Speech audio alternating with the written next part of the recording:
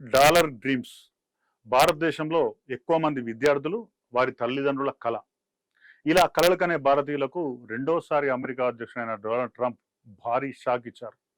American first అనే నినాదంతో రెండోసారి ప్రెసిడెంట్ అయిన ట్రంప్ తాజాగా చాలా కీలకమైన ప్రకటన చేశారు. ఈ ప్రకటన భారతదేశ విద్యార్థులు వాళ్ళ తల్లిదండ్రుల ఆశలపైన, ఆకాంక్షలపైన, లక్ష్యాలపైన నీళ్లు చల్లుతున్నది. మైక్రోసాఫ్ట్, గూగుల్ లాంటి సంస్థలు ఇక నుండి విదేశీయులను, మరీ ముఖ్యంగా భారతదేశం నుంచి వచ్చే టెక్నోక్రాట్స్ కు ఉద్యోగాలు ఇవ్వవద్దు అని ట్రంప్ చాలా గట్టిగా ఆ దేశ కంపెనీలకు హెచ్చరికలు జారీ చేసిండు. Much of our tech industry pursued a radical globalism that left millions of Americans feeling distrustful and betrayed. And you know that. Everybody knows that. Everybody in this room certainly does.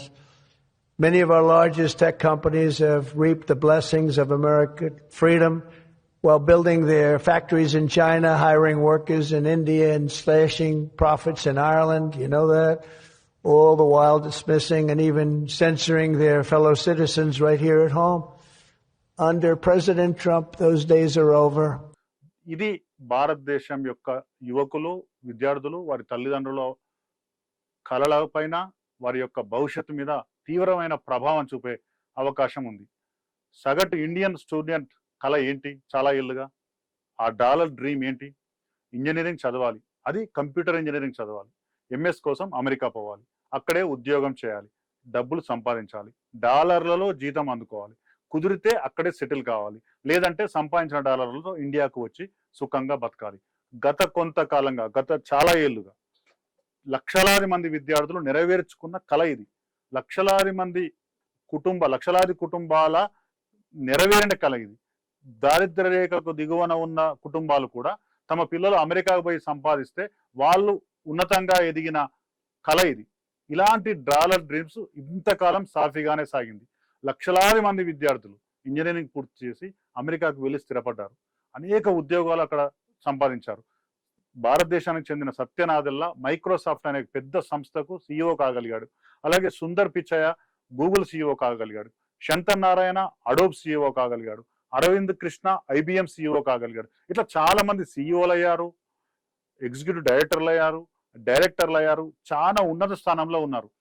అసలు వాస్తవంగా చెప్పాలంటే అమెరికాలో IT sector చాలా పెద్దది. అతిపెద్ద IT sector ను అందిపుచ్చుకున్నది అమెరికన్ల తర్వాత ఇండియన్సే. American జీడిపిలో దాదాపు 10% షేర్ ఐటీ రంగానికి ఉంటుంది. లక్షలాది ఐటీ కంపెనీలు అమెరికా బేస్డ్గా నడుస్తున్నాయి. ఒక రకంగా చెప్పాలంటే ప్రపంచ ఐటీ రంగానికి అమెరికా ఆధారంగా ఉన్నది, కాపాడుతున్నది, పెంచి పోషిస్తున్నది, ఏలుతున్నది, శాసిస్తున్నది. ఇదంతా చేస్తున్నది అమెరికానే. ఇందులో ఎవరికి ఎలాంటి అనుమానం ఉండాల్సిన అవసరం కూడా లేదు. అమెరికాలో దాదాపు 70 లక్షల మంది ఐటీ ఉద్యోగుల అవసరం ఉంది. అంటే అక్కడ కంపెనీలను బట్టి ఫస్ట్ ఇంతమంది ఉద్యోగులు అమెరికాలో లభ్యం కాకపోవడంతో ఇతర దేశాల నుంచి ఐటీ విద్యార్థులను ఆ దేశానికి ఆహ్వానించింది, పెద్ద ఎత్తున అవకాశాలు కల్పించింది, మంచి మంచి ఉద్యోగాలు ఇచ్చింది, మంచి జీతాలు ఇచ్చింది. దీనివల్ల ఐటీ రంగాన్ని ఆ దేశం చాలా డెవలప్ చేసుకున్నది, తమ జీడిపిని డెవలప్ చేసుకున్నది. ఐటీలో అనేక ఆవిష్కరణలు కూడా అమెరికా తేగలిగింది. ఇండియా నుంచే అమెరికాకు వెళ్ళి ఐటీ ఉద్యోగాలు చేస్తున్న వాళ్ళు ఇప్పటికిప్పుడు దాదాపు 2 లక్షల మందికి పైగా ఉన్నారు.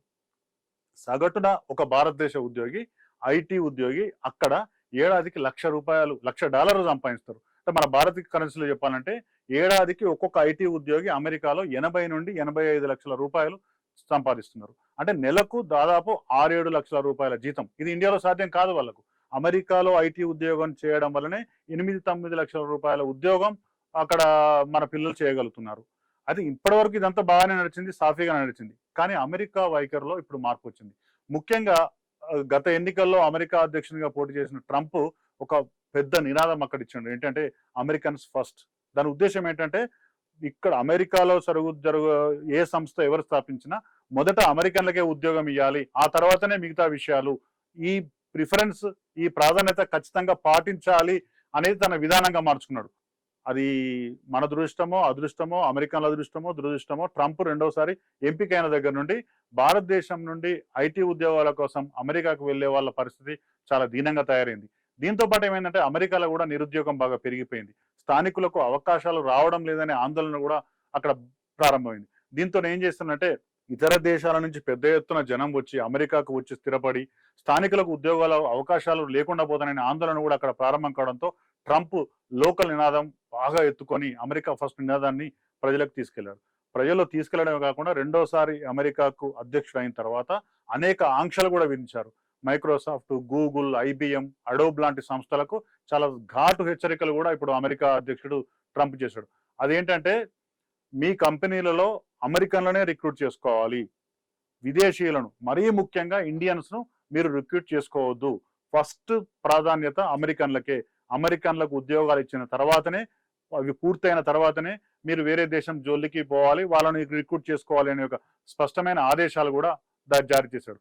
వాస్తవంగా చెప్పాలంటే అమెరికాలో దాదాపు 73 లక్షల ఉద్యోగాలు ఉంటే అందులో 2 లక్షల వరకు ఇండియన్స్ ఉన్నారు. ఇది ప్రత్యక్షంగా అమెరికాలో పనిచేస్తున్నవారు. ఇంకొక హెచ్చరిక కూడా ట్రంప్ ఏం చేశాడంటే అమెరికన్ కంపెనీలు తెలివిగా అమెరికాలో వ్యాపారం చేయకుండా వాళ్ళ సంస్థల యొక్క బ్రాంచ్లను ఇండియాలో, చైనాలో, ఇతర దేశాల్లో పెట్టుకుంటున్నారు.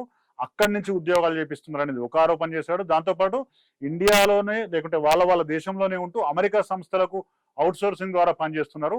ఇప్పటి నుండి ఇదంతా జాంతానై, ఇట్లాంటి పరిస్థితి ఇకపై అమెరికాలో ఉండదు. అమెరికాకు సంబంధించిన సంస్థలు ఏవైనా సరే, అవి అమెరికాలో నడుస్తున్నా, భారతదేశంలో నడుస్తున్నా, చైనాలో నడుస్తున్నా, ముందు మీరు ఉద్యోగానికి ప్రాధాన్యత ఇవ్వాల్సింది అమెరికన్లనే, ఇండియన్లు కాదు అని చాలా కరాఖండిగా చెప్పాడు.